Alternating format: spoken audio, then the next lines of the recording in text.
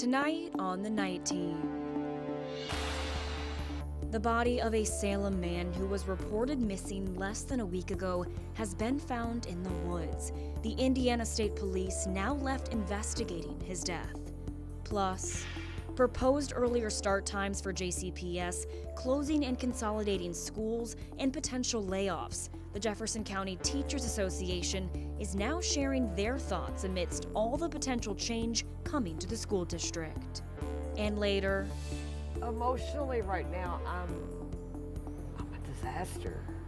A woman left picking up the pieces after watching the crashing UPS cargo plane come toward her and her family, who are now left processing the trauma and working towards recovery. Right now on the WHAS11 Night Team.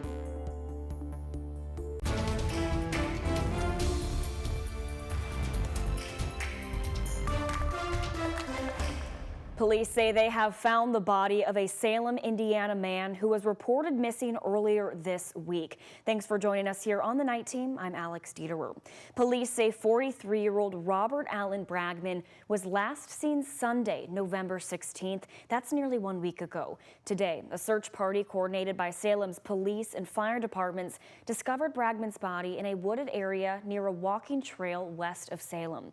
Right now, Indiana State Police are investigating the cause of his death. Police have notified his family. A Fern Creek firefighter was injured while putting out a structure fire in the Highview neighborhood earlier tonight. Fern Creek Fire and EMS and Okolona Fire responded to the home off Apple Mill Drive around 7:30 this evening. Fern Creek Assistant Chief Dwayne Hutchins says while fighting the fire, a firefighter fell through a burnt-out floor and has minor injuries. They were transported to a local hospital. He also said it took 25 firefighters less than 15 minutes to get the fire under control. The house has smoke and fire damage, but thankfully no occupants of the home were injured. Well, we now know the name of the man who was shot and killed in the Russell neighborhood Friday evening. The shooting happened at a house off Cedar Street. Officers say they found 27-year-old Isaiah Washington inside the home after he had been shot. He was pronounced dead at the scene. LMPD says the suspect, 25-year-old Maria Swan, is now charged with murder, domestic violence, and she's currently being held in Louisville Metro Corrections. A former University of Kentucky football player is now facing an attempted murder charge after an alleged stabbing at the University of Alabama Birmingham's practice facility. The university said 20-year-old Daniel Mincy was taken into custody this afternoon after allegedly assaulting two of his teammates at UAB's facilities earlier this morning. The lineman redshirted his freshman season at UK before transferring to UAB in May. UAB police and public safety say the injuries are believed to not be life-threatening and there is no threat to campus. Mincy has been charged with aggravated assault and attempted murder. Despite the incident, the team elected to play their afternoon game today against USF.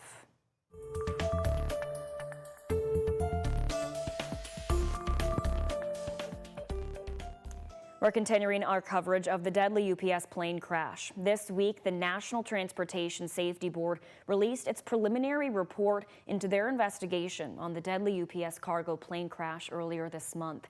That crash killed 14 people, and the NTSB report confirmed 23 others were injured.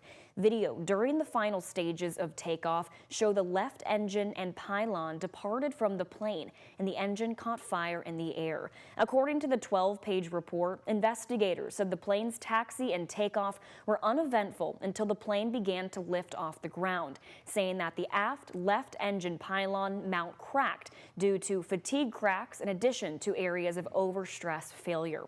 The report said the plane was not late or overdue on any maintenance. And businesses and families are still struggling after this crash. One family has been out of work since the crash and is still driving the van they escaped from the plane in. Tonight, WHAS 11's Clarice Shaley spoke to the mother of that family, who's now reacting to the release of the NTSB's report. Anxiety. Mary Ballinger in her van. I mean, I can feel my body jumping. And it's like that even for my kids, you know, a constant reminder of the same van. We almost died in here. Ballinger drove to see her husband at work on Grade Lane on November 4th when she says the UPS cargo plane came toward them. Now to get my 6-year-old in the van, it's a fight. He just, like this. Every plane passing by is a reminder. Seeing airplanes, hearing them, and then hearing them and not seeing them makes it even worse. She and her granddaughter went to the hospital with injuries. A footprint left burned into the carpet of the van from that day. She says she and her family have been struggling to sleep and process the trauma.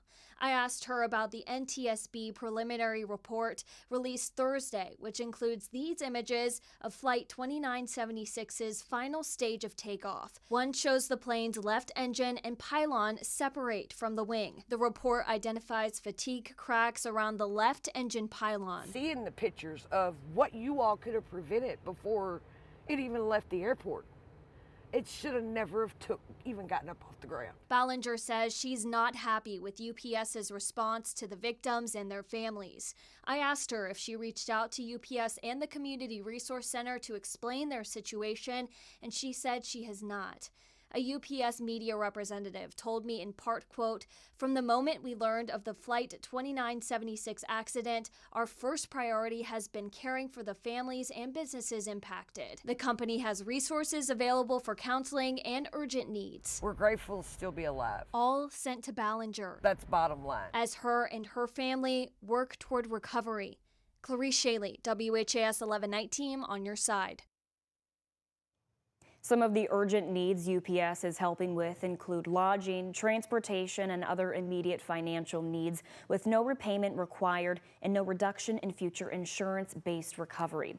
And again, if you're in need of assistance, you can call the number right here on your screen for the Community Resource Center. That number is 502-473-5271. And to stay up to date on our latest coverage of this still developing story, you can visit our website, WHAS11.com, or you can continue watching on WHAS 11 Plus. Just download our Plus app on your phone or smart TV and watch for free.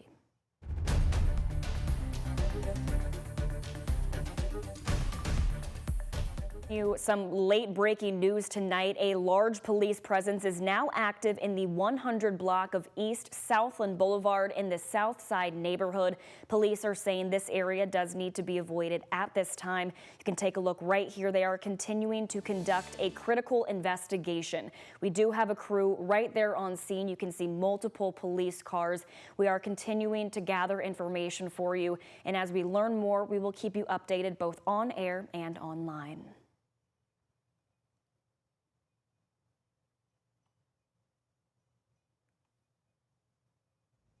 JCPS is considering changing dismissal times again. JCPS Superintendent Dr. Brian Yearwood's proposal would move start times and dismissal times 20 minutes earlier. This news comes just a day after Yearwood's proposal to close and merge certain schools. He also admitted that layoffs are a possibility. All of that change comes as the district faces a $188 million budget deficit. So this is Dr. Yearwood's plan. He recommends closing Zachary Taylor Elementary, moving Waller-Williams Environmental, consolidating King Elementary into Maupin Elementary, and relocating the TAP School. JCPS is also proposing the closure of Liberty High School, which was initially created to serve students who are behind academically and are working to recover credits. The district says it's no longer needed as a standalone school.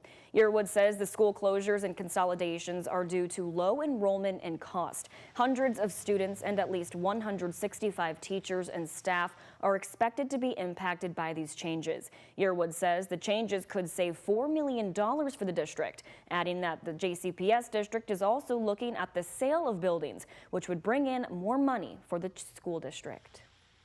This reflects really the harsh reality for school districts that school districts are experiencing across our country.